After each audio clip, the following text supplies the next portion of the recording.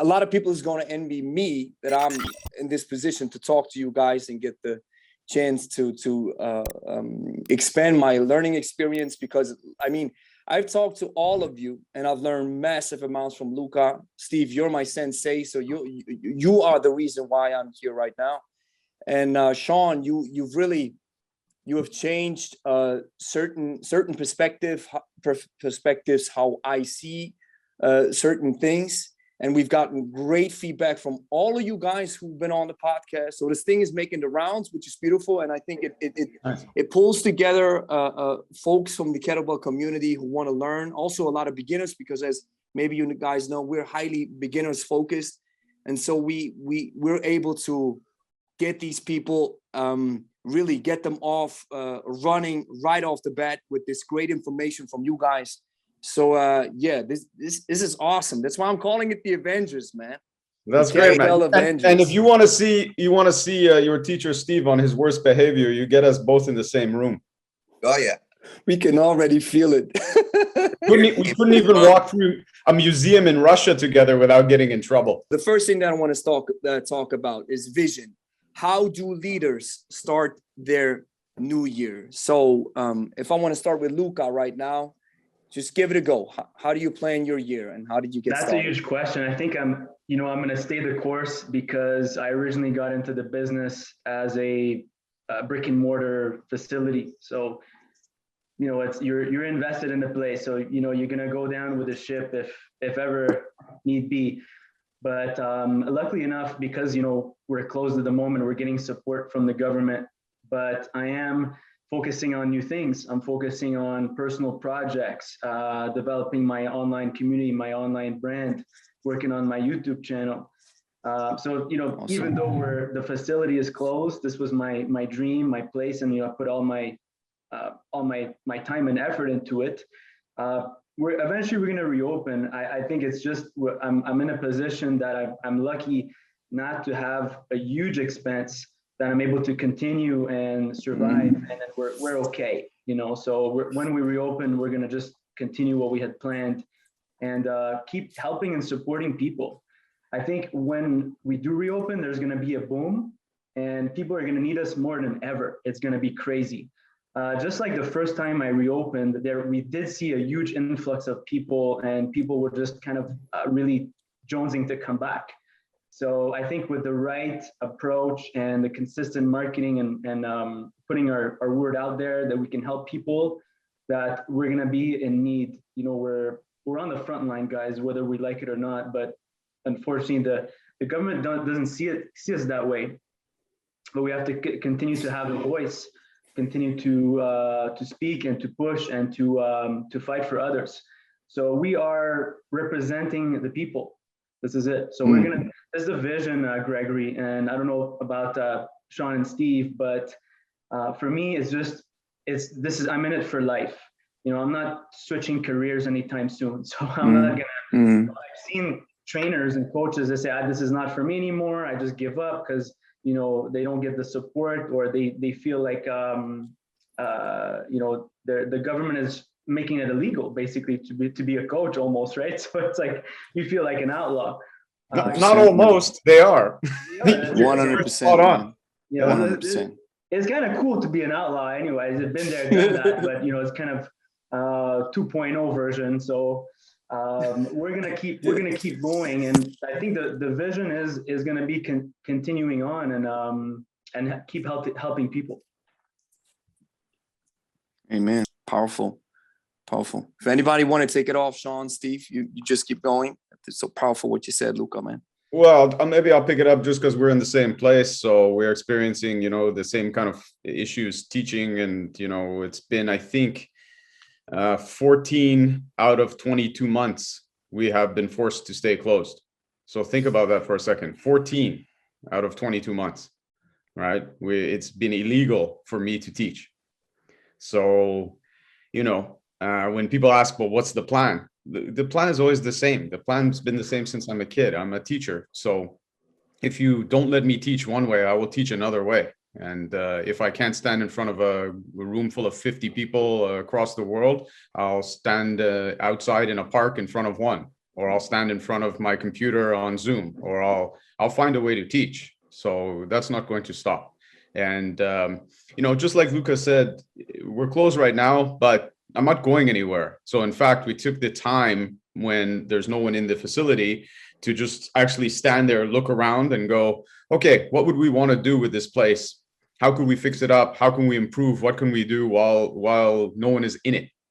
And so we've been painting and putting a wall here and changing this and changing that and ordering some more stuff. And, when my students come back, they're going to freak out when they see what the place looks like. So we're doing all kinds of cool things. And I think that along with you keeping training as a coach, you keep your training, so you keep your mental health, you keep your physical health, you keep motivated, and then you can share that with other people. You also have to do that in your space, and you have to, like, I could shut the door, I could just go home, I could do push-ups in my house, play with kettlebells, not go to the gym. But nah, I want to go to the gym. I want to get myself excited about the things that I'm doing. I was there just before, I want to put some paint on a wall. I'm like, I had my kids come in, we did a whole cool thing in the changing room with all these vintage boxing posters and jiu-jitsu and all these like important moments in jiu-jitsu and boxing history. And it was exciting to just put it up and get it ready for people.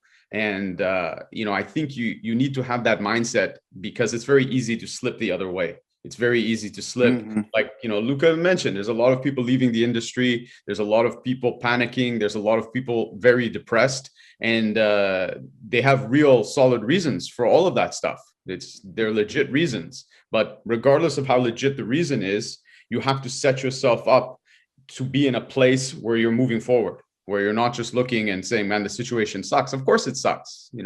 Again, 14 out of 22 months, it's illegal to teach. It's illegal to be in my gym. It's illegal for me to go to work, So it's hard to imagine that.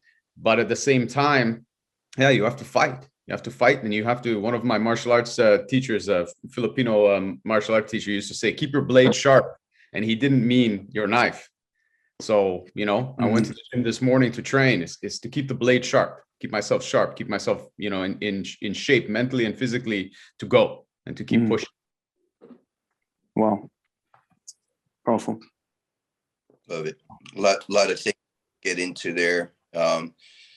First of all, the government, I don't care what the government has to say, because to govern means to control, and ment is mind, and government is mind control. So I'm about self-governing. So we are responsible citizens. We can govern ourselves. We don't need some external entity to tell us, how to clean ourselves after going to the bathroom or any of these things. So that's one point. Leadership starts within our own self, in our own home, our own family, and it extends out into the community that we're serving. Another thing about leadership, and I agree completely with what Shawn said, and the commonality that brings us together is the kettlebell. And what's the fundamental concept of the kettlebell is the law of inertia. The body set in motion stays in motion. Now, this inertia can lead in a positive or a negative direction. So like Shawn's talking about, okay, the business is shut down, but he doesn't stop, right? You keep moving, you keep creating. And we're in a time where a lot of times the inertia is working in a negative way, where it's like, oh, I feel depressed. Oh, I'm stuck at home. Oh, and that's a negative spiral. We can flip that around and bring inertia into a developmental style where, okay, what can I do? But let's focus on what I can do right here, right now. And the thing about leadership is, it's not like this social idea of leadership. It's like, oh, I got a lot of followers, or, oh, well, you can lead from the middle and you can lead from the back. You don't have to just lead from the front, right? So we all have leadership capacities within us, but we don't all have to be at the front of the room or at the front point. We can lead in less obvious ways, by being supportive or by supporting others that are doing good work. I believe in humanity. We are more similar than different, all of us. just the four of us here, you know, we're all in the service. We're all existing in large part to facilitate and help others. Obviously, the physical education is sort of the method, right? And it's the body, but with the body is with the mind, and with the mind and the body is the breath. So we have that trinity, that holy trinity of the mind, body, and breath. We can do magical things with that, you know. So we talk about leadership. We are the ones who are now taking the responsibility, not just us, but us collectively. You know, we're all in, we're becoming the older ones now. Not yet, but we're on the way, right? We're not the kids that are looking for others to tell us, oh, you're going to do this, do that. We've already made our decision. And a decade or two from now, we're all going to be looking back and like, okay, well, now the children and the grandchildren, right? So we are the ones that have to take responsibility for the direction, you know, that we're going to move forward in. And I'm very optimistic about there's no victory without defeat. There's no winning without losing. So we're going to take these losses and we're going to learn. We're learning from it, and we're going to come back stronger and more powerful than ever, you know. And you know, I'm a freedom fighter, and I will always rebel against evil, you know, and I will fear nothing. And if somebody is going to declare war upon me and my people, well, then we're going to fight. It's that simple. If you're going to tell me, oh, you have to do this, you can't do that, I'm being like, well, make me, you know. So I'm all about following the laws, but what happens when the legal system is the corruption, and where we're at, right? Where who's responsible? Is it these corrupt individuals who are so removed from our daily life? Like, they're not looking after your best interest and my best interest, right? So where are we going to draw the line about that? You know, and again, I'm not an anarchist. What I think is we just start within our own family, our own practice. Self-discipline is more important than ever, because we have to, you know, be able to have that. There's a solitary moment when we make a choice, where we have a moment of reflection, where we can go this way or we can go that way, right? And that's what self-discipline gives us, is it gives us the ability to pause and make the correct decision. And we need to make more correct decisions than incorrect decisions if we want to, you know, survive, right? We got to do things. We're going to make mistakes, but we have to do things right also. Yeah, most definitely. And you know what, just Steve, what you said just brought to my mind what I've read Theodor Siebert's book, one of the first physical culturists in Germany, 1899. The book is called The Catechism of Athletics. And he said, the master is revealed in restraint. So while I know that we have to hold back to a certain extent, and what I'm seeing right now from all of you is a reflection that I'm having, is because we have been sharpening the blade, we have been moving the body, we have been cultivating physical culture, not only physically but also mentally. That's the reason why now war is happening. It broke out. That's why I'm living according to this law that I'm calling Si vis pacem para bellum, which is Latin for if you want peace, prepare for war. So now we guys, we have been doing this for longer. Now war broke out, but we've prepped ourselves to a certain extent, right? But now here comes my question, because I'm hearing many things. I hear responsibility, I hear optimism, and I hear rebellion. So my question would be, where do we draw the line? I mean, this whole conversation now really took the turn into lock, because we have Shawn and Louka from this really stricken country. I mean, we've experienced this lockdown as well, but it took us, like in Switzerland, it was 2 or 3 months. I don't know how it was in the States, not as long, but Canada is like, this is nuts. So my question is, where do we draw the line? Like you said, Steve, we are law-abiding citizens. We are physical culturists. We live in restraint. We have control over our body and our minds. But when do we have this Rosa Parks moment where it's like, nah, I'm not getting back into the bus, man. It's over. Yeah, Right I now. think also I think, Louka and I are in Canada and we're in the same place. We're in the same city. And what people also need to understand is this province, this place, and this city is different than the rest of Canada, especially in terms of our laws. I had a friend comment something because he heard about what was going on even like a while ago, and he's in California, and he was just like, man, I wouldn't do that. I don't do that. That's great, but you also have to understand that the ramifications of what happens from place to place is very different. And like, we live in a province, and this is a whole other issue, but we live in a province where you get in trouble and you can get fined out of existence for speaking English in your business or having an English sign. So most people don't understand that. And it's a very different part of Canada in terms of how fines and how you can be penalized by the government. And that's not even talking about COVID. And that's not even talking about trying to open up and just defy things.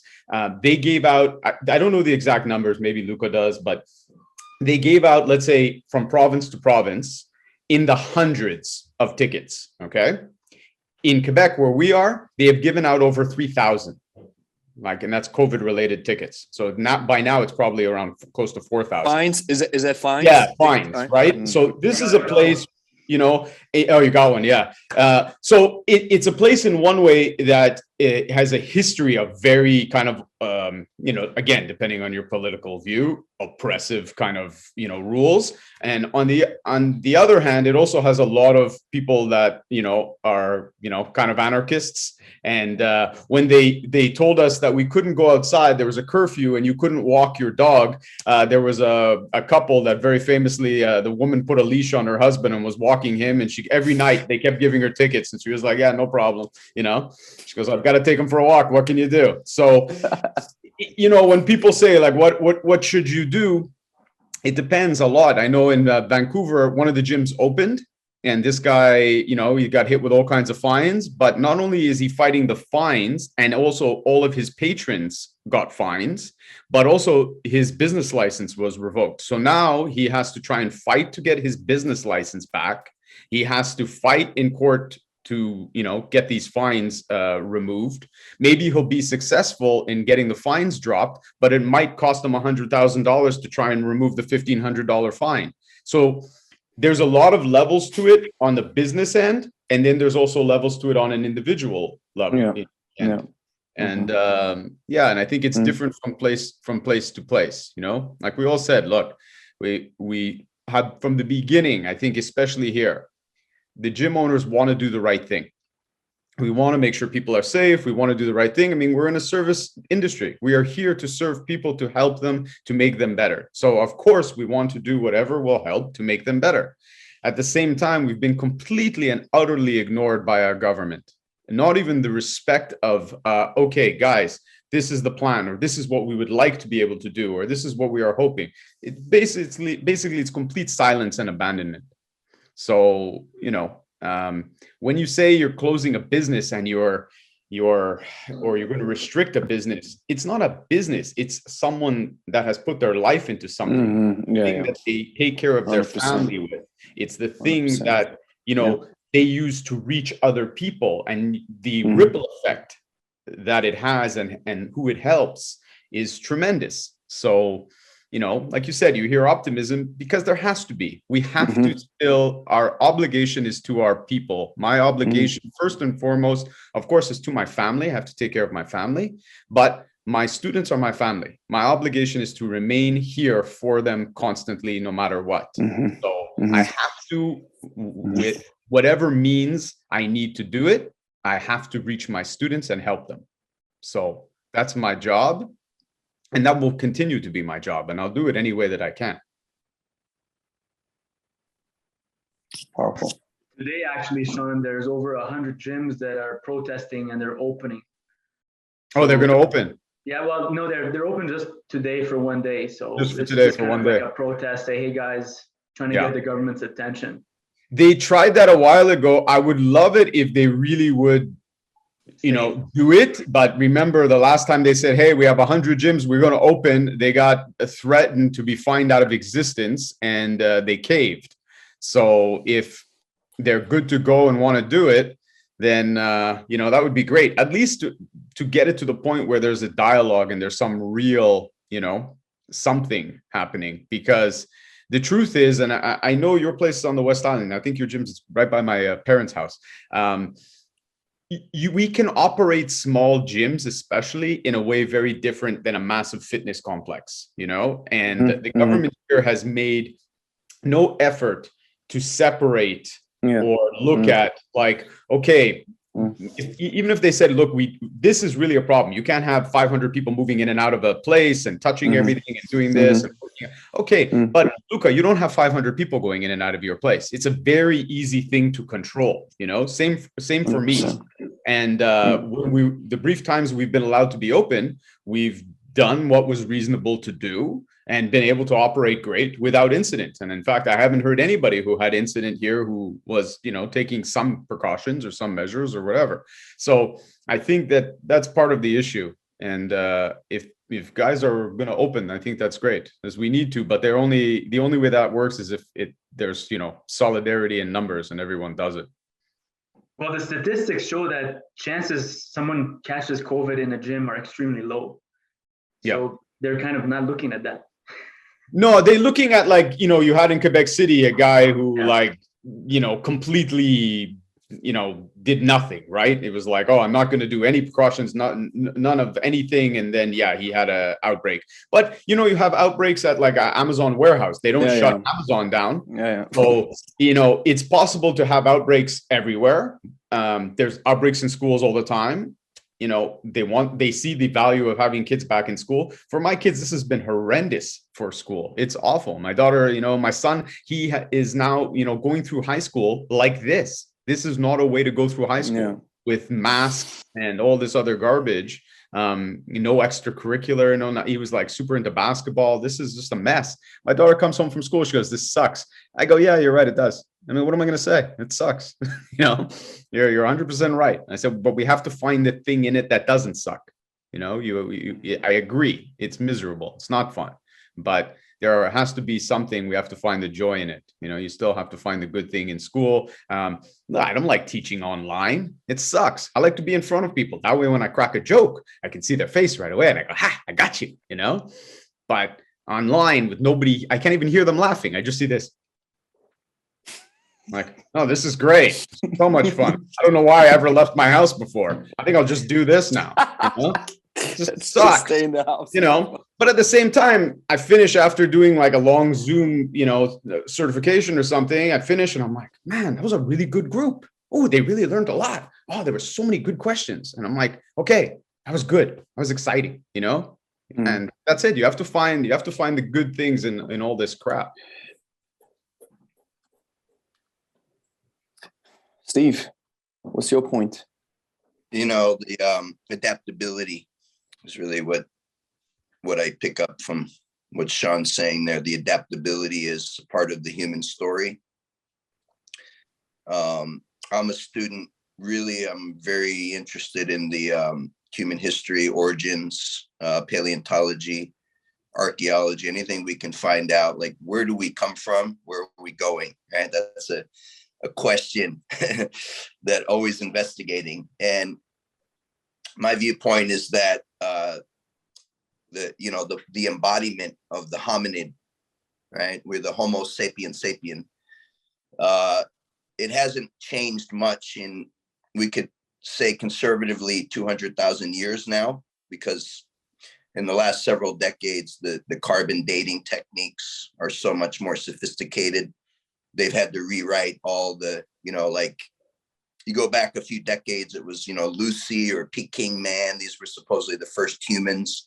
Now we know that humans have been in this form at least 200,000 years or more, roaming Earth. So we're basically the same, but the lifestyle is drastically different, you know, and so we're really talking about the industrial age, which depending on part of the world, if you're in, you know, Europe and, you know, Western culture, we're talking, you know, 200 years approximately.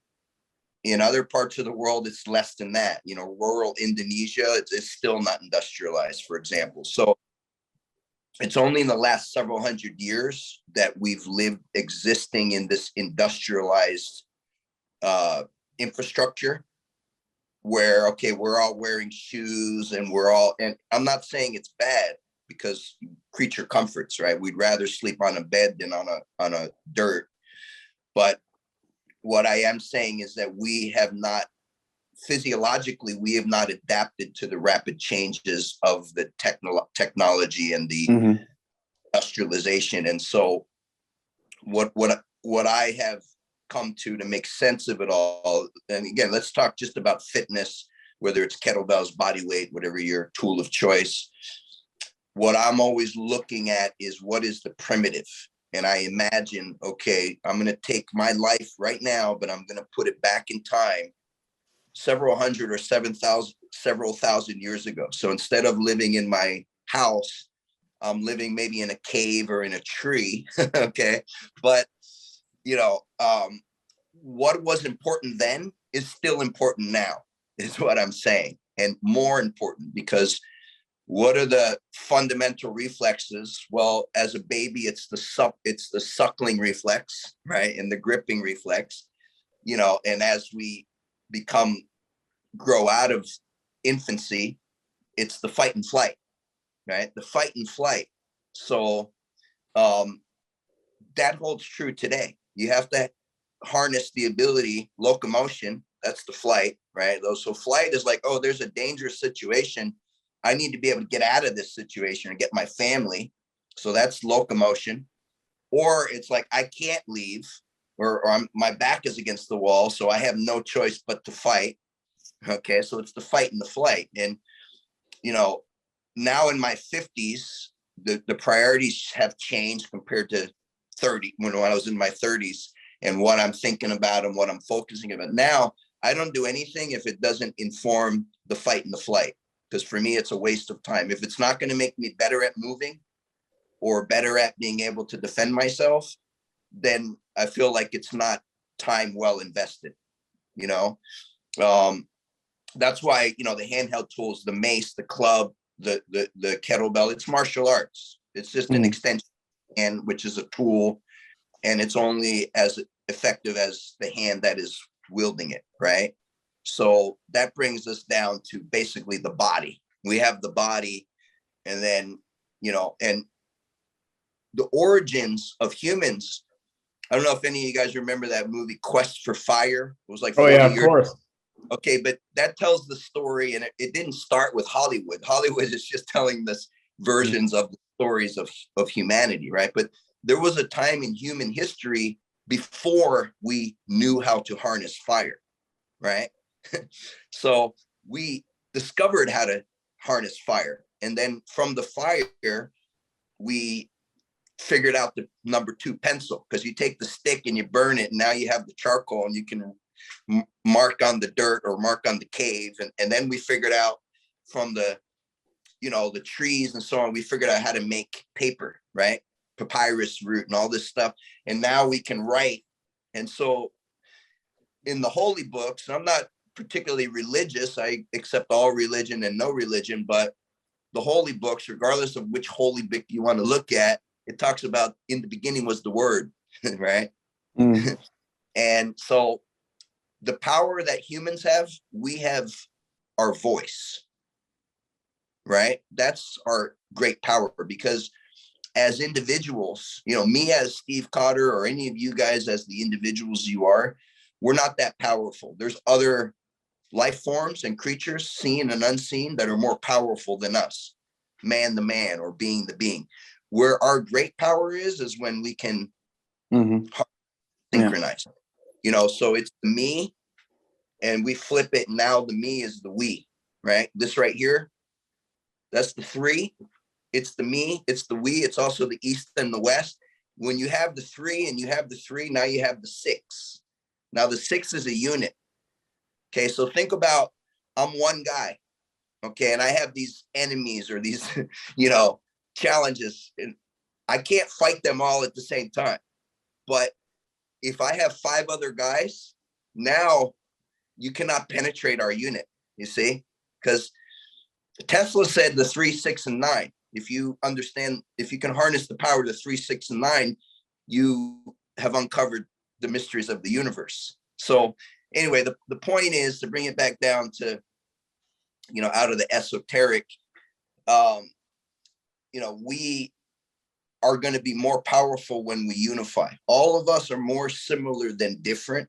You have your business, I have mine, so what I like to do is I look at the belief systems, and I look at the education and popular narratives, and try to dig into that and say, is that true? Or was it true? Is it still true? Or is it relevant? Right. And there's a lot of things with that. For example, this idea of the Darwinism where, okay, it's a dog eat dog, survival of the fittest, right? Scarcity. That's not true. None of that is true. But a lot of people were raised to believe that, to where, okay, there's only one pie and I got to get that pie or I don't eat. Right. So I got to compete against you because there's one pie and there's 4 of us. Right. We all want to eat. So we're going to fight each other for that one pie. When the pie's over, guess what? You're hungry again. Or we can make more pies.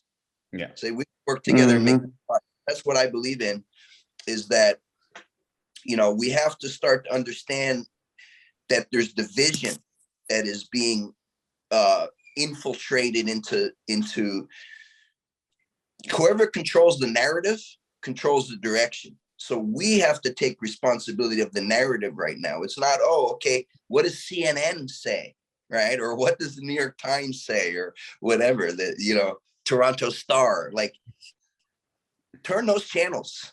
We need to tell the stories now, because if you buy into the same narrative, you're going to buy into the scarcity mindset and this worry and this fear of like, oh, there's not enough. What am I going to do? And we know that when we're operating in that, it creates an inflammatory condition in the body on a cellular level, right? But fear creates inflammation, and inflammation is where disease exists. So, you can't be healthy if you're afraid all the time. It also makes you an isolated douche. I mean, Steve, yes. you and I would never have stayed friends all these years if we both adhered to a scarcity model. Exactly. And you see this constantly. People see this in business. This is not just about the politics and everything that's going on, but this will really frame your relationships with everything. And if you're a business owner, it will frame everything. I will tell you in a way that won't get the person in trouble. Louka, I'm sure, has had this experience as well and is aware. There are, of course, gyms operating all over the city quietly.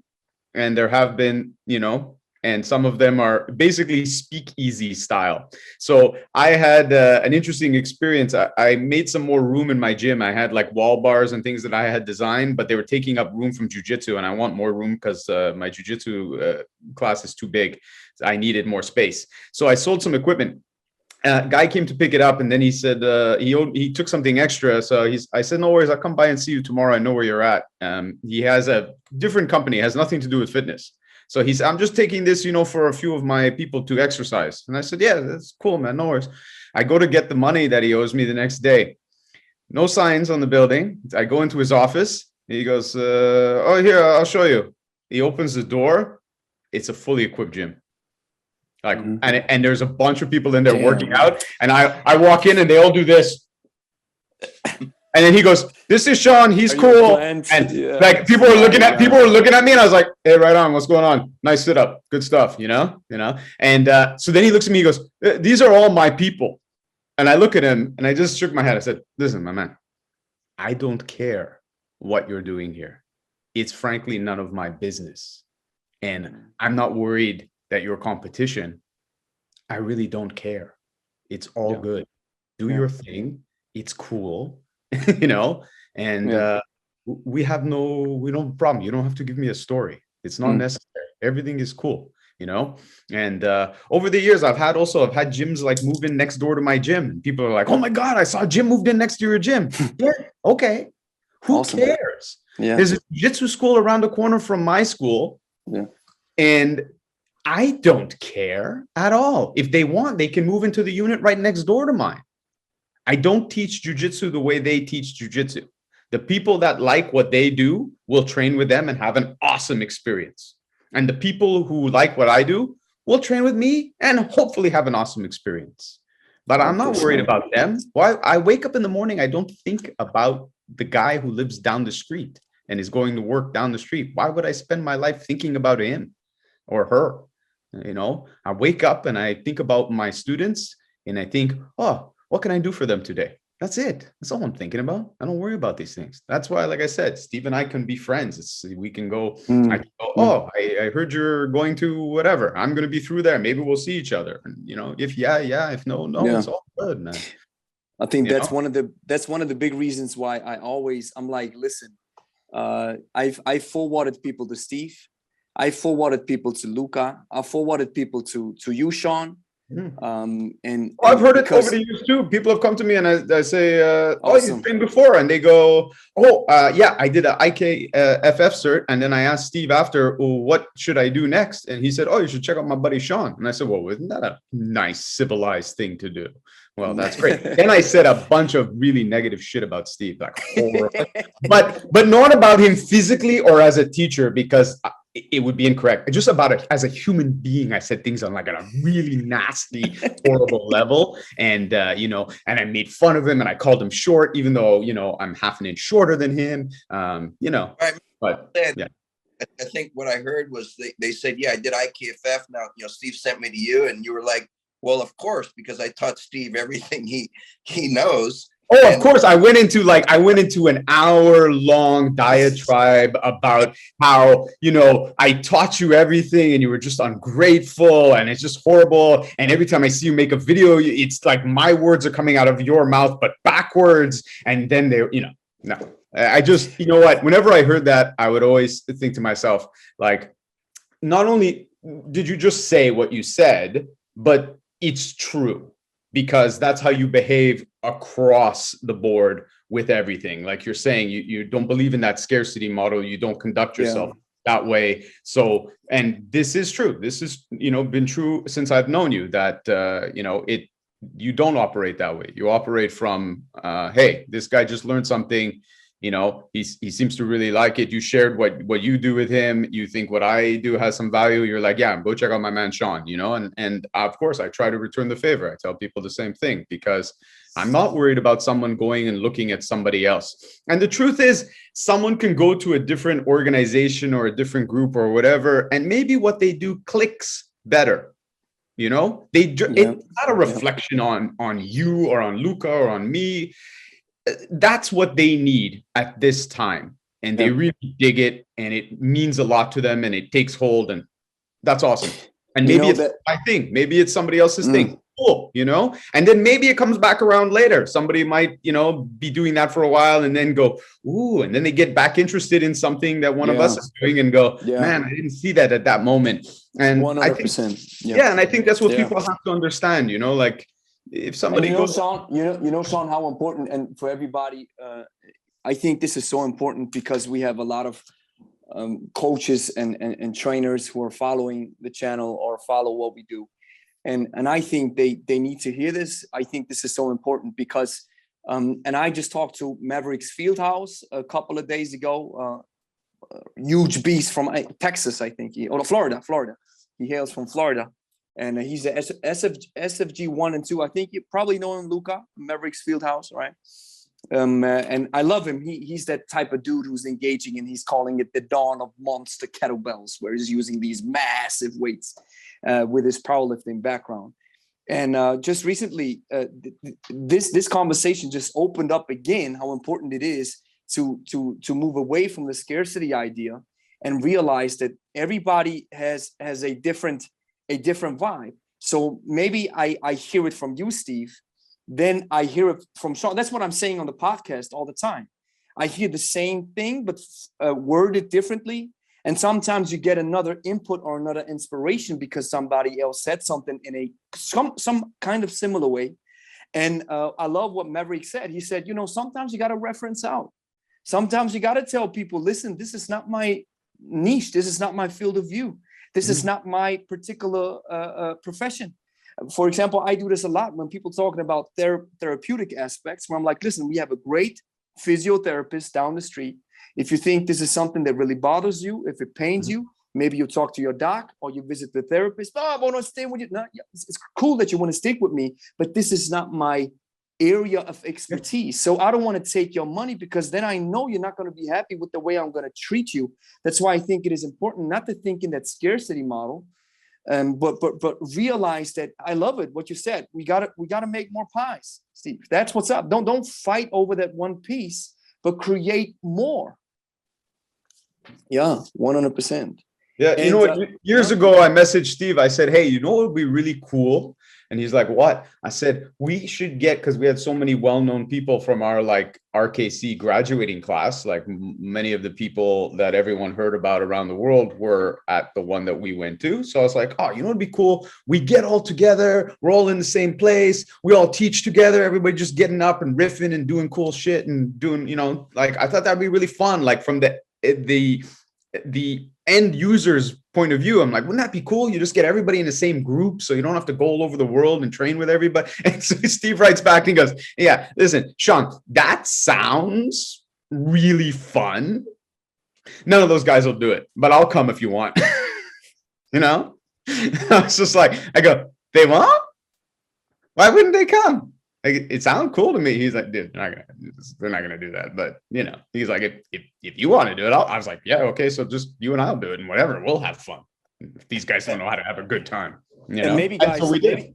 maybe guys, that's a question for everybody, and maybe I want to start with Louka to get some of your feedback. Why do you think that especially, I think this is in every branch, but why is it that we are fighting over small stuff? Why is it that we even adhere or believe in that scarcity model? So Louka, if you could just chime right in. I think it comes down to individuals and your mindset. I'm kind of you have to kind of relearn different things. And if you come from a scarcity mindset background, it could be the way you were brought up or a cultural thing. It depends on bunch of things. So there's many factors involved. But me being a business owner, I had to change this around and realize that, as Shawn was saying, the interesting thing is, doesn't care if there's a gym next door opening up. There's fish in the sea for everyone. So if we have a bountiful, and then there's plenty of people to help and money going around, and you're gonna make a living. You're gonna be okay. You can, we can still help plenty of people. So I think it just comes down to the individual and the cultural background, so I had to change things around because of my parents. When I talk to my mom, it's always like this. I could tell that she still has that thought about, just the way she was brought up. Maybe it was her parents or whatever. So I was brought up like that. So I had to change my view of things. So it's through education, learning about others. Personally, when I was locked up, it allowed me to spend my time learning about and getting new mentors. So educating myself, reading all these books, getting inspired by many different people. So you just have to expand your mind and look within. So me personally, is just on, I guess, the individual and your vibe, right? 100%. Steve, if you want to take it away from there, why is that scarcity model so evident in so many areas of business and even fitness? I mean, yeah. We have the duality within us, the DNA strand, right? It's this interweaving. It's like life and death live side by side. The Eastern Chinese called it the yin and the yang. It's the polar opposites, right? The sunny side of the mountain and the shady side of the mountain. So there is this duality that exists in the material world. We can go in one direction or the other, but again, as Louka said, education, part of education is culture, the culture that we're born in. If you come, say, from Eastern Europe in a certain era, you were raised in a society, it's a completely different economic viewpoint compared to if you were born in the shopping mall, I mean, US, you know, California, even within the United States, there's differences because it's like, you know, the Southeast is very different than the Northwest, and you know, the Northeast is very different than California, and so on. So you have differences in culture, differences in upbringing, the family, you know, political identities, this type of thing. However, you know, if there is a subversive aspect to the reality that we experience, where again, we talked about government at the beginning. Let's say the four of us are this council, and we're responsible for 1 million people, and we have a good life, right? We're comfortable, and you know, we're so comfortable that we're not satisfied. We want more, right? We've got everything, but we want more because well, power corrupts, and absolute power corrupts absolutely, right? So the thing about power is that if you seek power, the only thing that satisfies it is more power. And, you know, in some cases, most cases, we identify power with money. So if you have more money, you have more power. But there's different ways to, so let's say the four of us are a council and we're responsible for these, you know, thousands or millions of other people. How are we going to control those people? The only way is through divisiveness, right? It's called divide and conquer. It worked then, it's working now. You know, not as working as well because more people are starting to wake up and say, wait a second, you know, this is not adding up here. But, you know, Nero, I think, was the one that's credited, you know, it's called the bread and circus in the Roman Empire, right? The pani circolo. It's the, you provide the entertainment, that was the Colosseum, and you make sure the grain, right? So you make sure that everybody has bread. They don't have luxury, but they're not starving. You keep a little bit of food in their belly and you provide them with plenty of entertainment. You know, now in the modern Rome, we have NFL football or CFL or whatever, but it's the same model, right? And you develop this nation of spectators where they sit around and watch people do things, you know, and consume. And basically that divides, because it's like, oh, what's the difference? Well, he speaks French, I speak English. Well, he's different than me. Or, oh, that person has a darker skin and I have a light skin. Or this person calls God by this name and I call God by a different name, right? And so there's all these excuses and reasons for dividing. Oh, they're different. He's different because he's Muslim, right? And I'm Christian. Or he's different because he's, you know, black and I'm white. Or, well, those differences are really unimportant differences. And the truth of the matter is, if I was born in Jordan, I would probably be raised a Muslim. Okay. And if I was born in Texas, I'd probably be some version of a Protestant or Methodist or something, you know. And so, you know, we can't get fixated on these differences without understanding the full picture. And it takes a lot of energy. It consumes a lot of energy where we're worried about, oh, that person is, you know, voted for Trump, and that person, you know, and so, and now what is it? Now it's the mask, right? The masked and the unmasked, or the vaxxed and the unvaxxed, right? It becomes, and this is a very dangerous one, because now it's infiltrated the family unit, right? Where you have families where, okay, we got vaccinated and I didn't. And so now your family doesn't feel comfortable. Your family doesn't trust you, or they're convinced that your opinion is wrong and theirs is right, you know, and this creates division. And as long as we're divided, we are easy to manipulate. As long as we're divided, we're easy to control.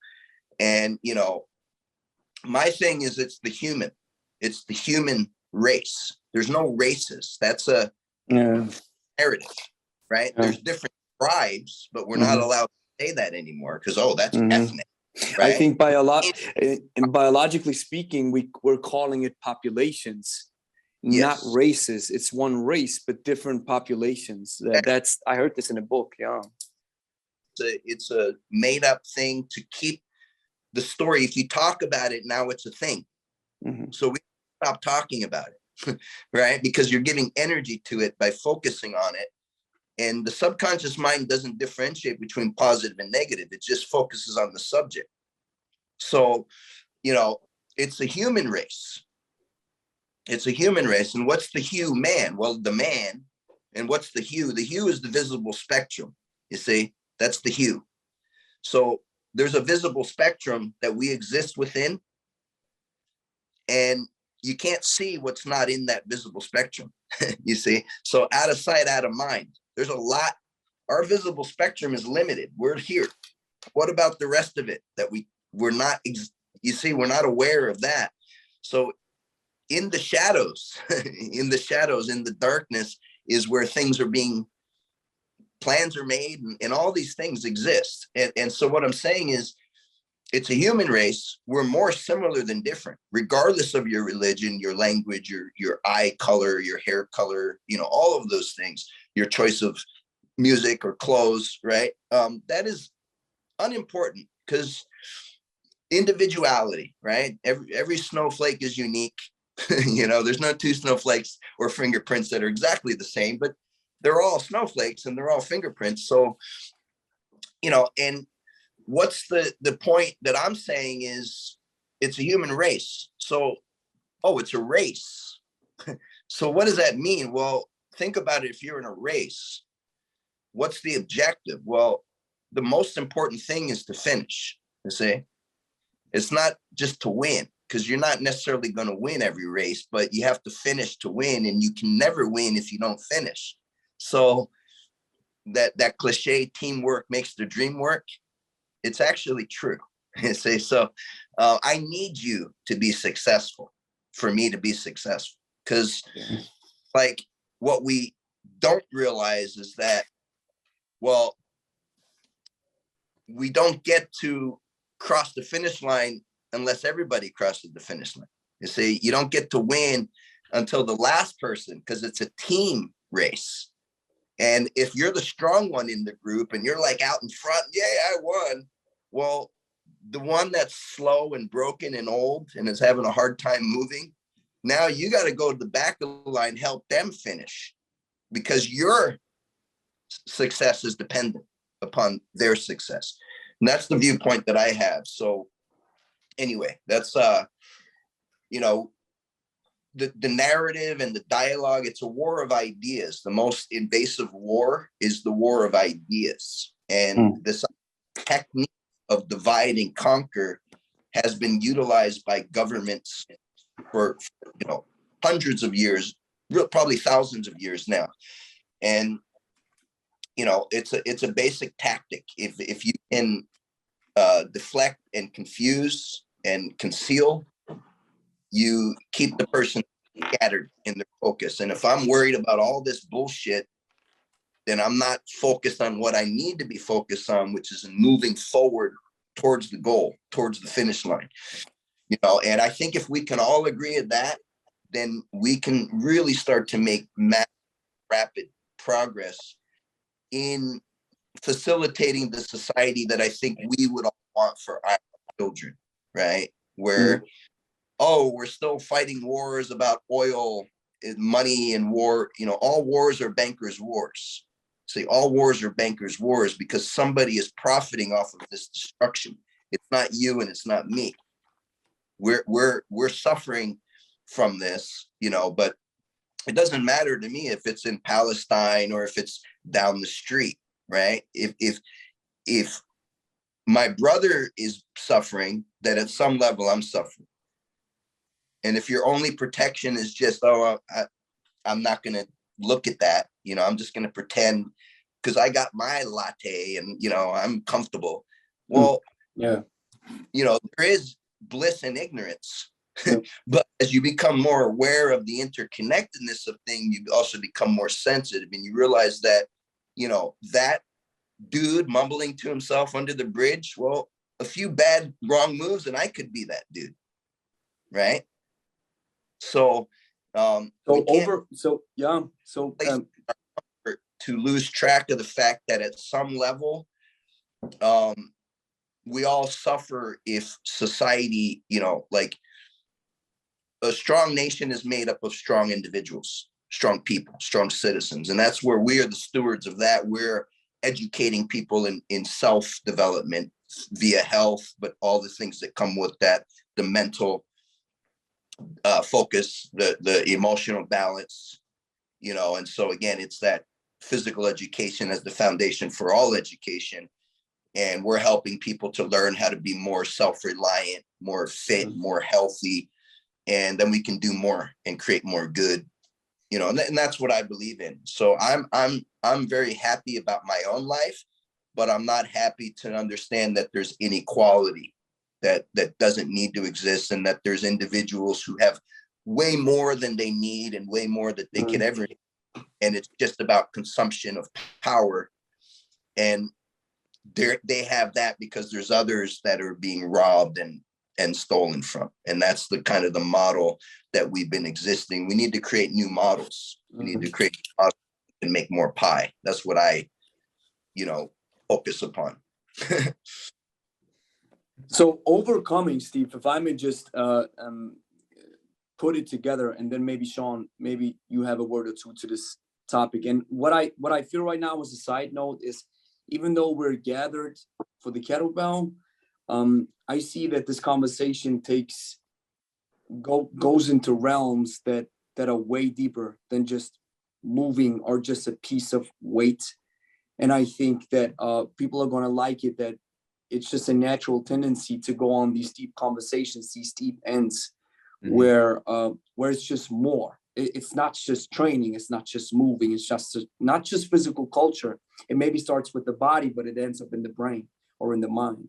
So how I understand it, Steve, and then maybe Shawn, you can take it over, is we can overcome scarcity by realizing that we are more similar than different.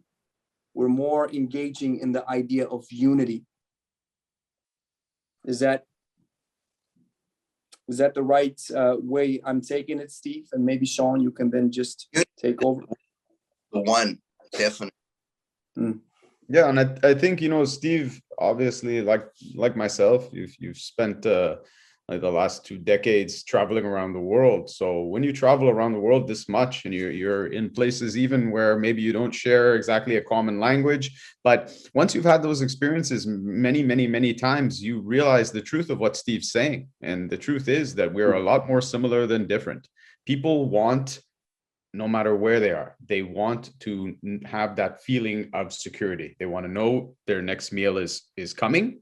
They want to know they have a place to sleep tonight. You know, things are actually very simple for most people. And there is that commonality around the world. We don't necessarily share the same language, but we might share a laugh, and we aren't that different.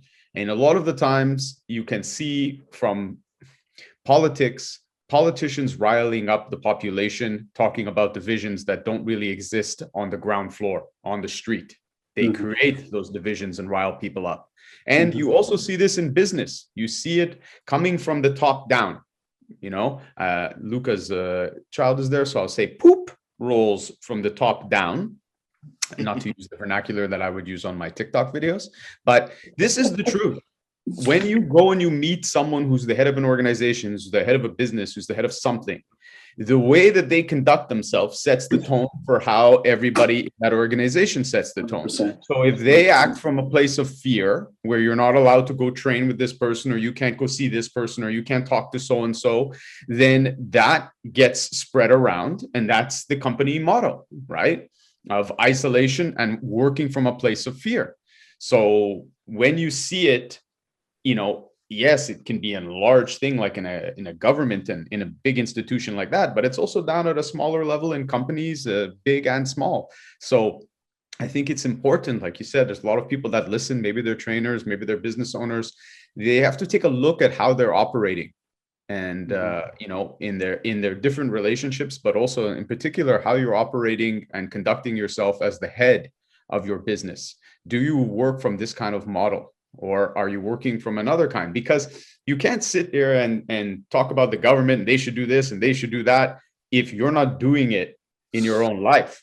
Like, come on, you know. And when people talk about change, this is one of the things that you really change, and that's not an easy thing. It's not easy to, like, you know, not be in fear. You know, I know, Steve, you're super into jiu-jitsu, you know, and so you understand this, especially, I'm sure, like, the guys that are training your teachers, these are old school guys. So the old school mentality and the old school word of creonche, you probably heard, like a creonche, right, is a guy who goes from school to school. He's like a school hopping whore. And you weren't supposed to go from one school to the other. If you were with this school, you can't train with this school.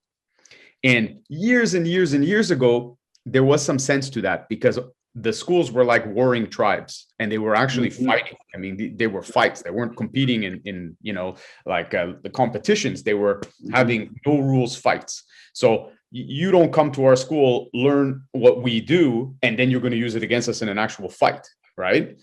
But those days are long over.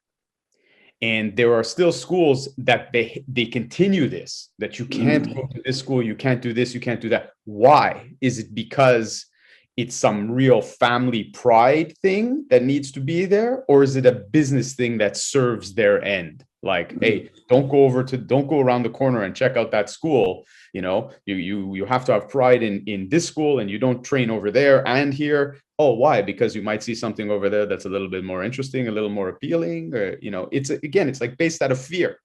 So you can see it in all kinds of different businesses. And to me, it's a super negative approach that starts to permeate all the different aspects of life. So I think, if I may interject, I think fear and jealousy is a natural human emotion.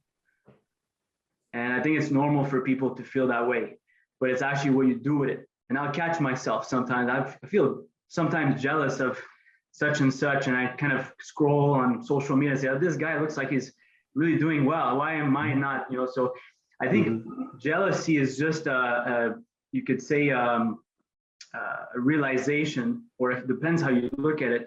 But you could look at it as a realization of where you should be, or it's a feeling of need.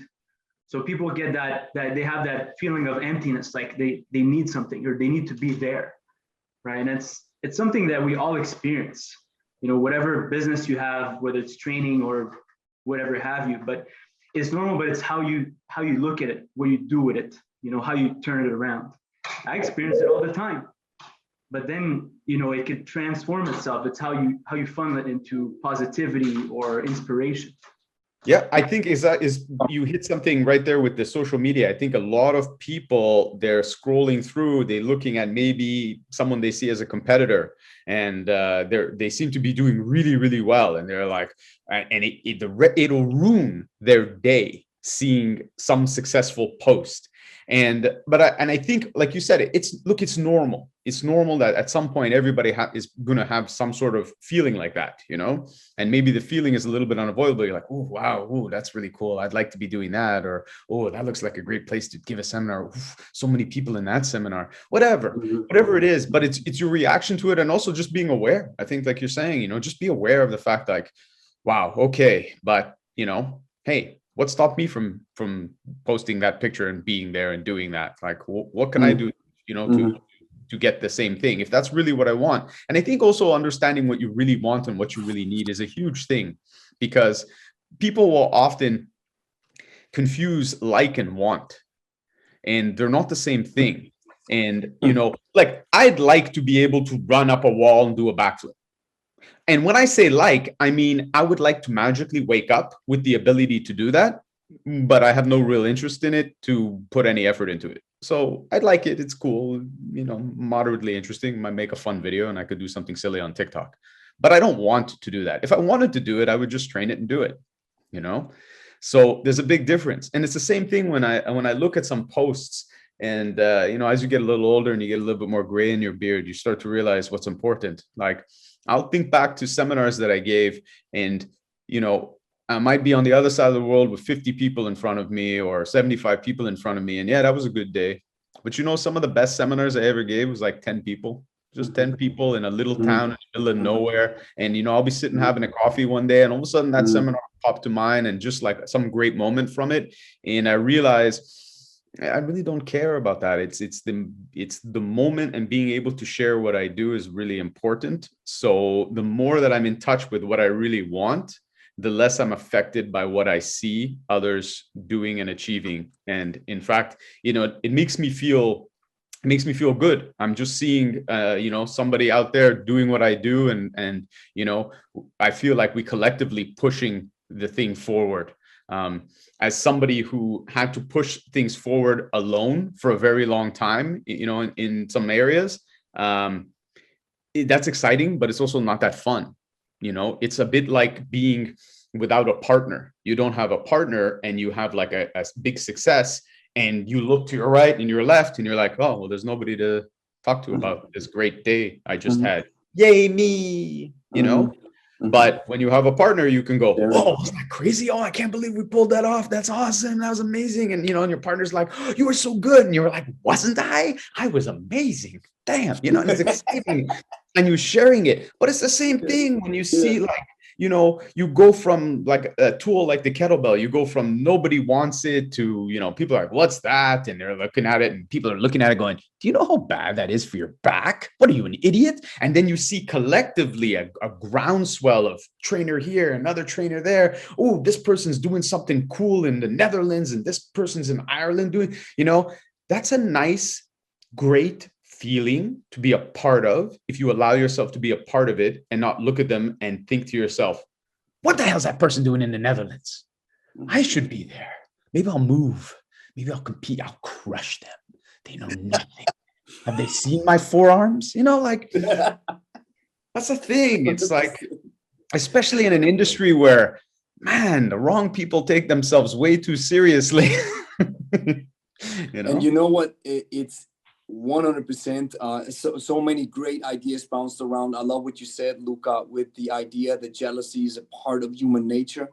And I think it popped also in, somebody said this, where it may be just a part of being a tribal being. Back in the days, there weren't competitions. We weren't supposed to be friends. The West Side Story, I'm Latin, you're from the other gang. We can't hang around with each other. It's going to be war. We at war, so we got to be careful. And yet at the same time, we're not in those times anymore. But we still have this primal being in modern times. So we have to understand how to move with it. And the social media part, I think this is so fascinating. It happened recently to me when I was watching a YouTube channel, and he was sharing his numbers. And he was sharing his finances. And I think it was a cool thing that he shared it, because it inspired me. But the first reaction that I got, was 60K a month. Why am I not there? He started later than me. He got 60K a month from ad revenue, and I got 1,000 videos plus 1,000 videos. The first thought that came to my mind. But I love what I've learned from Stephen Covey's book, The 7 Habits of Highly Successful People, where he says you have to filter. So the first emotion comes in, and then you got to filter it. And then what comes out has to be something different. So I'm not riding along that roller coaster of the first emotion, but rather I embraced it. Like Louka said it, it's part of the human being. But then the second thing that I did was like, wow, that's inspiring. That dude, my man, 60K, that's what's up. So that's possible. Wow. And I love that's what you were saying, Shawn. That dude in the Netherlands, he's pulling something off. Wow, awesome. And maybe he pulls something off that's like, he has a perspective that I didn't. And that's what I love about this podcast, because I'm getting these different perspectives from all of you guys that really takes me, lets me age in dog years. My knowledge ages in dog years, talking to heavyweights like you. And so one thing that I want to take from this unity scarcity thing, I love it. Just unity is what beats scarcity, right? But this is something that happens if we want to just maybe apply it a little bit to the kettlebell, because I'm sure some people tuned in and are listening to the podcast because like, are these guys going to talk about the kettlebell or what? So I just recently, this thought came to my mind, and I think it's a good way to plug it now. And I want your guys' opinion on it. So we know we have the barbell, we know we have body weight, we know we have the kettlebell, we know we have dumbbells, we know we have all types of things, right?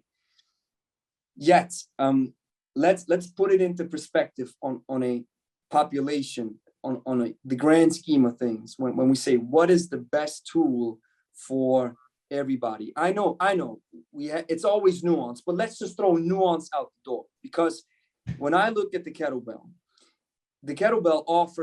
touches so many bases at once that other tools do not. So while I know the kettlebell has its shortcomings, we all know, like every tool does, if we apply it on the population, on the big scheme of things, what would be the best? If people want an answer and we throw goal-specific stuff and all that things out the door, I think the kettlebell just pops up on first place, or just on top three. So what's your point? I know we all love the kettlebell, but I'm just thinking mobility, strength, muscle building, your own gym, one weight where you can just move your whole body with it. I love what you said the last time, Steve, which was so enlightening. You have a weight, when you rack it, you don't hold it. That means you load your frame without grabbing weights, without burning out your forearms, so you're able to move naturally. So many good things. The minimalistic approach that I really taken from you, Louka, I was like, listen, just boil it down. It's easier, like simple and sinister. So what's your take? Somebody's asking you. The best I tool. think it goes back to what Shawn was saying in your last podcast, is also for most of the people, most of the time. Then you go into 10% advanced, and then 10% maybe super beginner or not even ready. So people that are not ready to use the kettlebell, they just have to master their body weight. But most people that can, they have the mobility, they're not in pain, they can move okay. Kettlebell is super friendly to learn. It's less intimidating than a barbell because you have to load it and all this, and you have to, there's more, you could say, dedication, and you have to be more precise when you lift it. So kettlebell is easier to learn, compared to, say, powerlifting or Olympic weightlifting. Body weight is probably a little more, you could say, is still different. But I think if you apply the same skills as you learn with body weight to kettlebells, they go hand in hand. And we're all here for the same reason. So we all believe the same, that the kettlebell is the tool of choice. Yeah, I think what Louka says, is true. And one thing we've learned from COVID, one positive thing, it proved what we already all knew, that a kettlebell is a very valuable commodity, because you saw the scarcity. You couldn't get a kettlebell anywhere because everyone who, especially in places where we're locked down and you were like stuck in your house, you couldn't go to a gym. Everyone wanted to get their hands on a kettlebell so they could train at home, because it is so incredible. You can do so many interesting things, and the things that you can do have depth. And when the depth is there, the practice continues and the practice evolves, and the practice becomes something that is explored for a lifetime. Every year you see fitness conventions where someone shows you the new thing, or they show me anyways. They go, hey, check this out. And I look at it and I go, yeah. And they go, what do you think? I go, that looks like a lot of fun, and you won't be doing it next year. They go, what do you mean? You're saying it's no good? I'm like, nah, I didn't say it's no good. I mean, and if it makes you happy, do it. Yep. I just don't believe you're going to do it next year because there's not much behind this thing. But with the kettlebell, there's depth. There's depth behind it. And I would never say it's the ultimate thing, because I shy away from those things, because nothing is the ultimate thing. We're drawn to certain things for certain reasons. Someone can go stand in their backyard with a bow and practice archery and get as much out of that as anything else. Someone can practice calligraphy and it can change their life. And and just in terms of physicality, there are a lot of ways to train the body. And to me, all of the body training is to get to the mind. The mind is a much harder thing to go straight at. So we go through the body, and then that helps us to train the mind. So if you want to go at training your mind, but via the body first, by doing calisthenics or by doing kettlebell or by doing Olympic weight, whatever your chosen path for that, great. That's awesome. You know, if you ask me, Shawn, you're on a boat, the boat's going down. It's got a bunch of weights. You can grab one thing. Yeah, I'd grab a kettlebell. I grab a kettlebell and I'm not gonna grab anything. I'm just gonna swim. Run. I grab my phone. I grab my phone so I can do social media and I can post. So Steve will be jealous. I will tag him and I will show what a great time I'm having on the island. And you know, oh, it's so great here. And you know, and I do a lot of duck faces and I align all the trees so it looks like I'm having a huge seminar. Your model face. Yeah, exactly. I do my blue steel. But no, I think that really there's so much depth, and that's why the kettlebell took off. And regardless of your approach to it, there is that depth and there is that return for the investment of time. So if you put in the time, it is going to be transformative for you in many different ways, you know, regardless of the way that you approach it. So I think that's why it's such an incredible tool. And that's why so many people are, you know, happy to use them and still discovering them. And, you know, and whenever the depth is there in anything in your practice, then it becomes a practice that you can really do for a lifetime. And like I know Steve says the same thing. It's when I train now, I'm training things that I can continue to do as I get older and older and older and older. So training and physical culture should build the body up, should build up the body and the mind and the soul. It should, you know, bolster those. It shouldn't tear them down. If your training is destroying you more than it's building you, then you need to really reevaluate how you train. Powerful. Truth. And it's also very situational because now people are at home, gyms are closed. So kettlebells become super accessible, as you know. Yeah. So we've been able to transfer all our students online and they train at home. They just bought a kettlebell and they can still follow our program. So it becomes user friendly and they can. That would have been really difficult with barbells. I mean, all my students came in every time they shut us down. I was like, okay, guys, you know the routine. Everyone shows up. It's like boom, boom, boom. Kettlebells are flying out the door. Everyone's got them at home.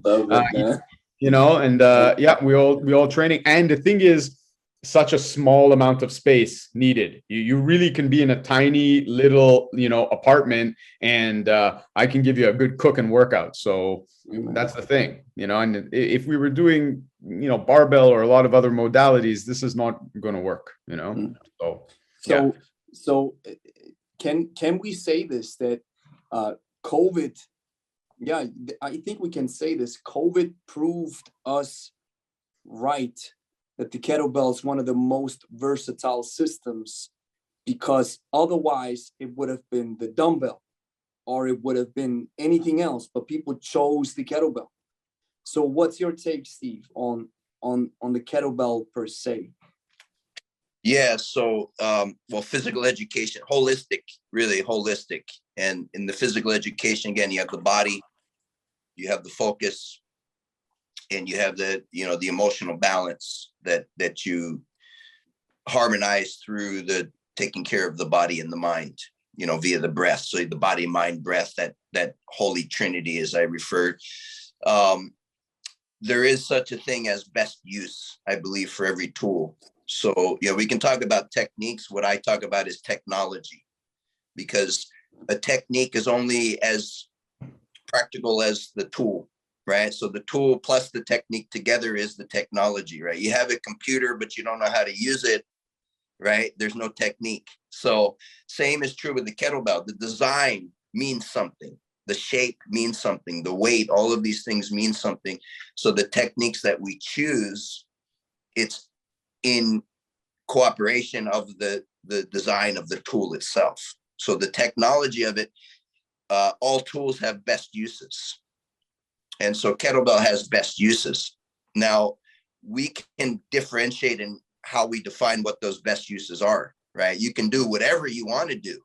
However, from a teaching point of view, from a physical education point of view, like in any system, there is a foundation that we ought to start from, that we build upon, right? And so if it's day one of kettlebell, I'm not necessarily going to say, oh, let's flow with the kettlebell, because your basic mechanics of what I call big six, if you don't have those, then your flow is flu. It's like flop.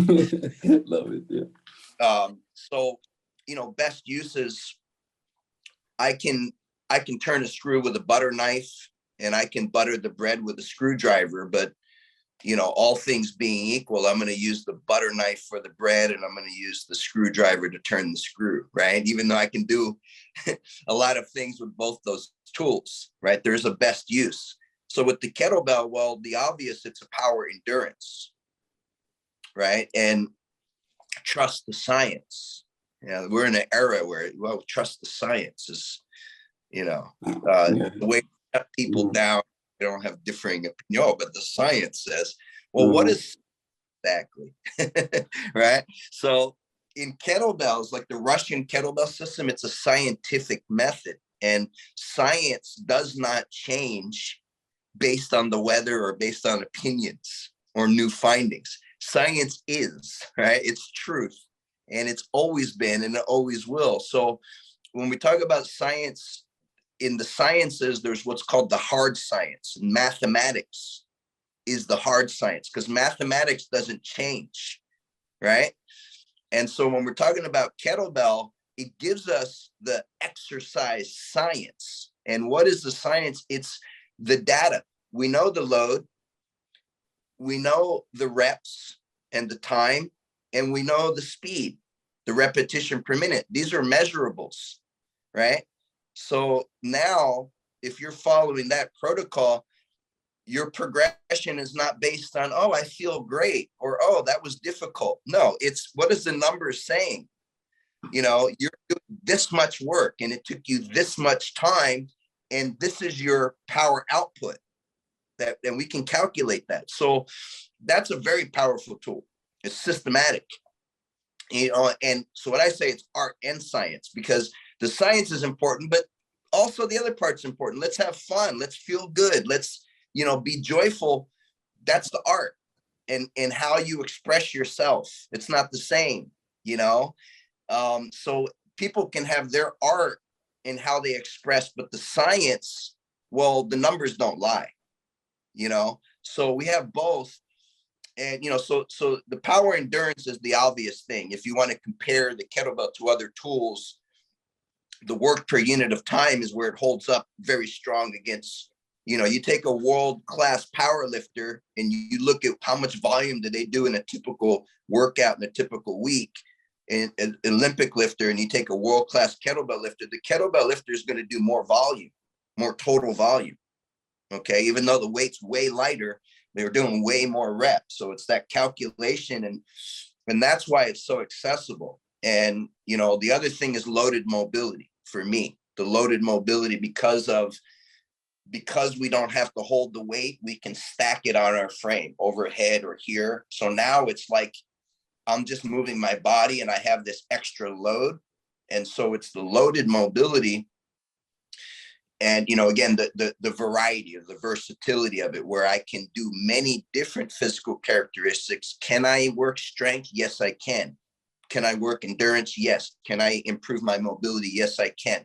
Am I working vertical pushing and pulling? Yes. There's hip hinging, there's knee, or I can do core stability and mobility. Not a lot of horizontal.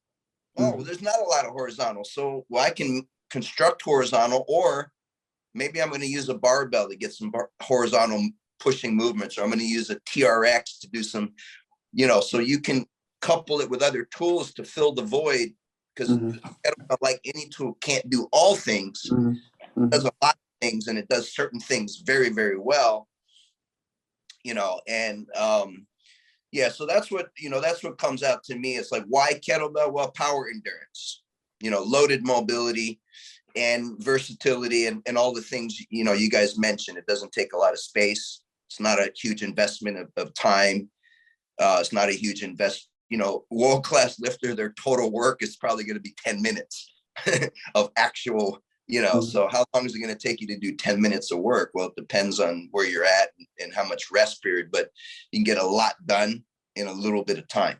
So it's, you know, I call it return on investment, or I guess bang for your buck. Yeah, that's very, most very definitely.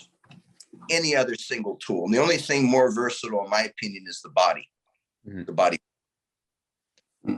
Powerful.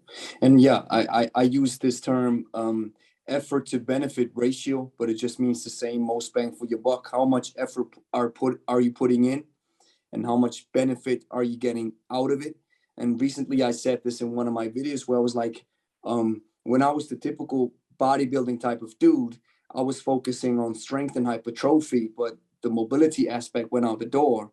So now with the kettlebell, it's just like I said, it touches so many bases, which is so powerful. And yeah, it has its shortcomings, but yeah, COVID proved us right. So this is powerful. On a final note, guys, and because wow, 1.5 hours, and I love this stuff. I could keep you guys going for hours, but it's we gotta keep it concise. So on a final note, and maybe Louka, I'm really interested in your take, and then of course the legends that are with us, Steve and Shawn. AGT, anti-glycolytic training. Just let me preface this real simple. We know we have different energy systems in our body, ATP, PCR, the glycolytic, and then the oxidative, right? Where you keep the workhorse, not the glamorous one, but the workhorse. So these three systems. So can you just share a little bit about this idea of anti-glycolytic training, why it is interesting, what it makes so powerful? And then Shawn, Steve, you can chime in afterwards. And yeah, just keep going, Louka. My pleasure. So just the whole premise about ATG or AGT, sorry, anti-glycolytic training is avoiding lactic acid or delaying the effects of lactic acid for as long as possible. So meaning, let me refrain a little bit. So back in the 1980s, Professor Veroshansky, he had an idea that instead of tolerating or trying to continue to buffer the acid in more acidosis, why don't we try to avoid it completely? So instead of going into glycolysis, which usually if you go all out takes about 20 to 30 seconds effort, why don't we just keep the intensity or the duration of the work very short, and then allow the athlete to recover, give him just enough recovery so that his energy systems can replenish, notably the creatine phosphate, and then keep going. So that's the whole premise behind it. And I find it quite interesting because I've done a lot of programs like this, and I got great results. Our students get great results. You avoid the negative impact of doing too much lactic acid training, which today we kind of associate with the high intensity interval training. That may be a whole different discussion. But in the HIIT, people like to have longer work and shorter rest. But the problem with that is that it builds a lot, too much lactic acid, and the quality or the output will go down. And this is the problem we see, is that ideally you want to maintain the quality of your training during time. And this is a true endurance, is the ability to maintain the quality of the output. That's the intensity, right? But in high intensity interval training, the intensity is not that high, right? And but the output itself is not that intense. So is it true high intensity interval training? Maybe, maybe not. That's another topic, I would say. But the whole premise behind the ATG is to maximize power. It could be force, different type of endurance, and then minimize the negative impact of the acid buildup, which will decrease performance, as we know. So more lactic acid, what it'll do, it'll slow you down. It'll weaken, well, in a way, prevent your muscle from contracting harder, and also prevent relaxation, which we know in athletics is really important. So you want to have that ability to contract and relax over time. So just a quick way to do this is keep your work rest ratio. Let's say you're working for about 10 seconds. You're able to maintain power and just keep and rest until you feel like you're able to repeat that over, it could be 10, 20, 30 minutes, even up to an hour, right? So that's the idea behind it. So Shawn or Steve, just take it away from there. What's your take and benefits, pros, cons? Well, you know what? This kind of a approach and this idea of also not kind of burning yourself out to the point where, then maybe the next, after an intense training day, you're not walking right, and then it being difficult to practice is something that I've been, doing since basically I was a kid, because thankfully, and I think, the training goal shapes the training approach, right? I have seen people that do radically different things to me with tremendous success. And by and large, because of the consistency of effort over time, will take us a lot of times where we want to go, even if it can be a radically different approach.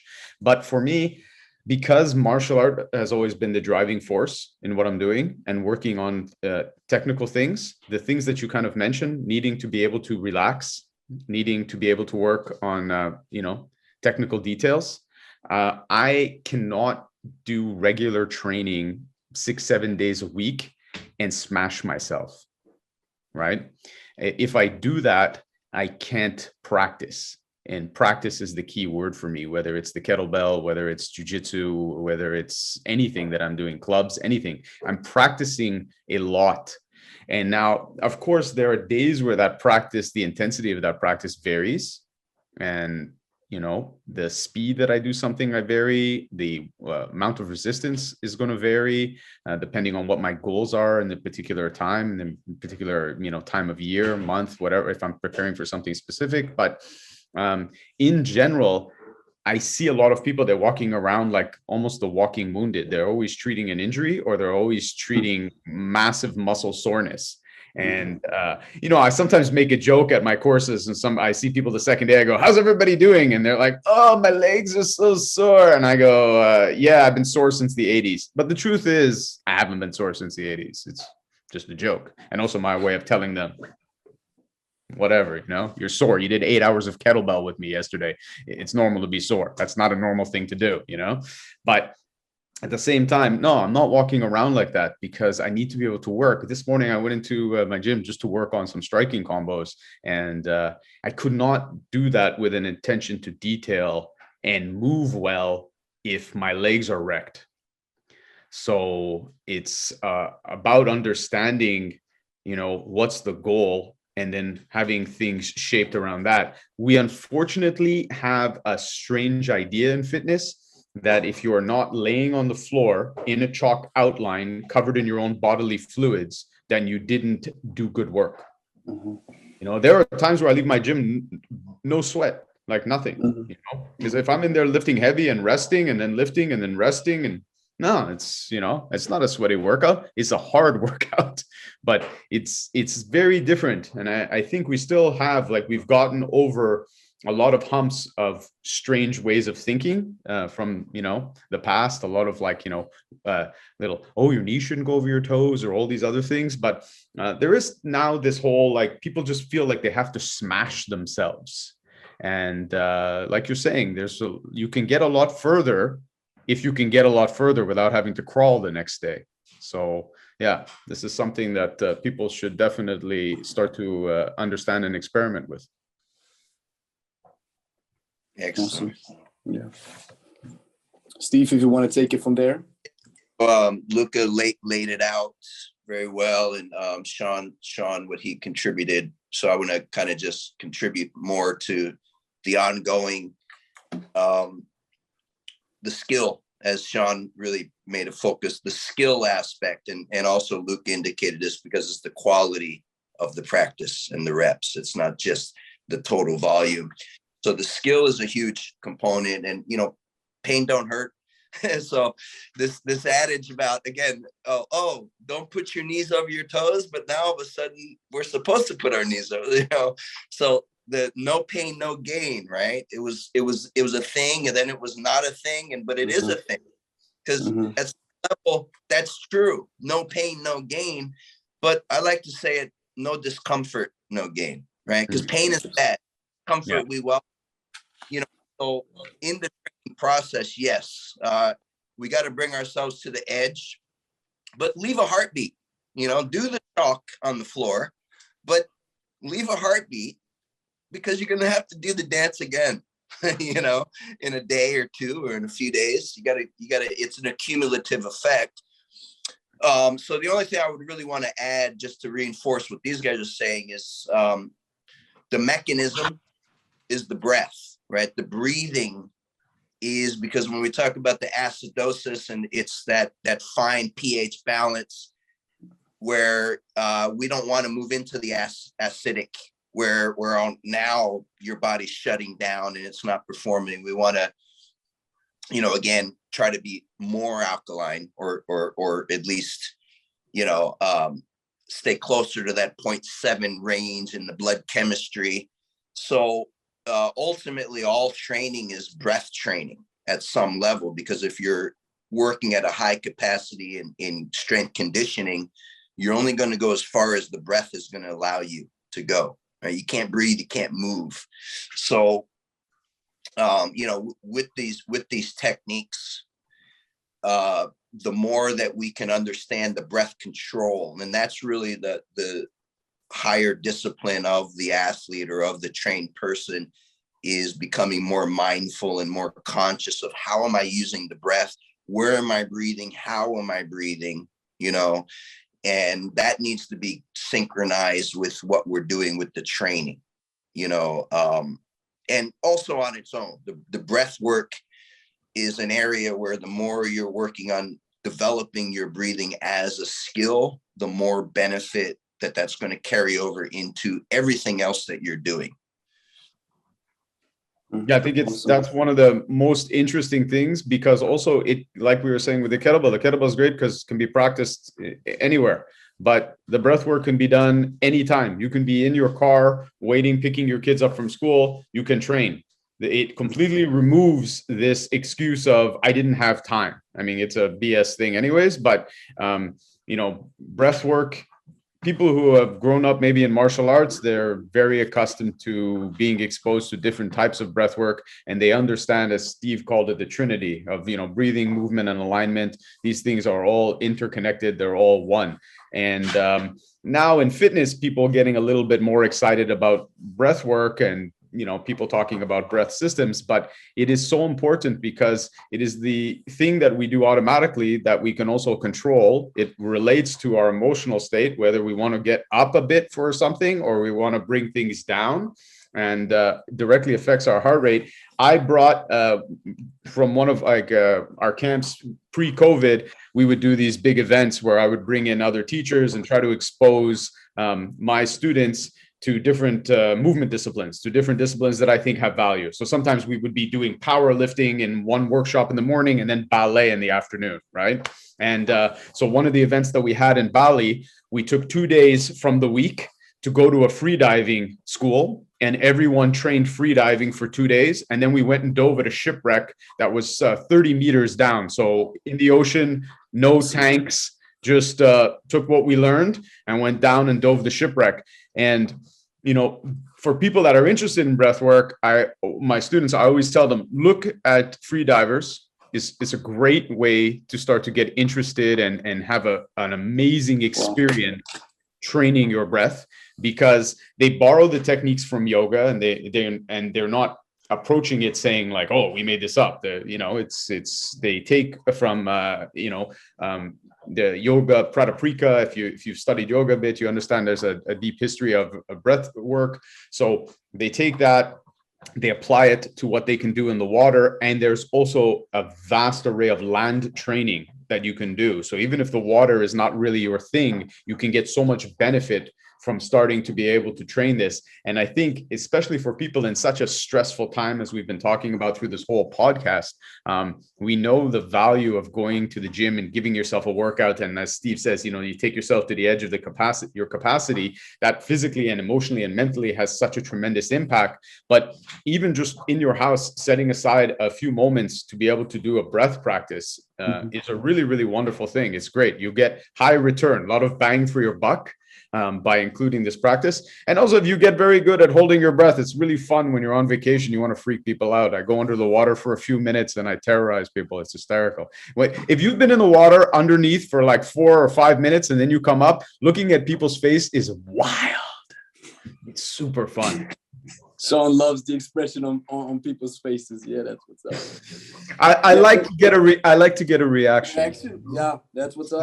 And I like to get a smile. If I get a smile, I'm super happy. Awesome. So if I can just boil it down to its easy, understandable ingredients, what you guys just said, Louka, this is the scientific approach with the AGT. We're like, hey, we're doing movements, whether this may be with some heavier weights or not.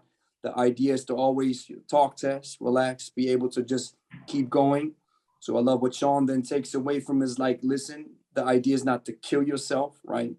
Don't burn yourself out, how important that is, how we have to understand it. And Steve extended on that. So I think this is how I understand it now with this idea that, and I love it, how the fitness industry or how we have this new idea and then everybody jumps on it and then really goes all in instead of just seeing some nuance to it. Now it's all high intensity. Now it's anti-high intensity. It's not healthy.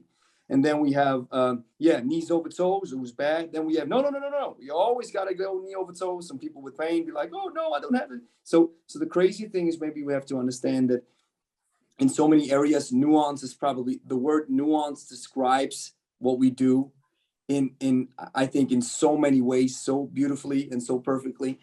And that's it. So guys, I really enjoyed talking to you. It's awesome. And see, that's the reason why I want to keep this going. I have like 10 plus people on the list, everybody that I've had podcasts with. So the idea is I want to keep it going every month or every 3 months. I'm gonna send out the email. You guys sign up. I think that's it. Thank you so much for joining. On to the next one, guys. Pleasure. Pleasure. Bye-bye, guys. The world of kettlebells is dominated by two training styles called hardstyle and kettlebell sport. Although vastly different in nature, they have been proven to work and give you the most bang for your buck whenever you pick up a kettlebell if you apply the technique correctly and are able to differentiate between the two. Now for beginners, this task might be understandably confusing. With our upcoming hybrid style masterclass, in 100 lessons, you will embrace the emergence of the hybrid style movement, where you will learn how to combine the best of both worlds and become a master at handling the kettlebell. Join the next revolution in kettlebell training now and sign up for our early birds list to stay up to date and receive an exclusive discount in release week. Link is in the description.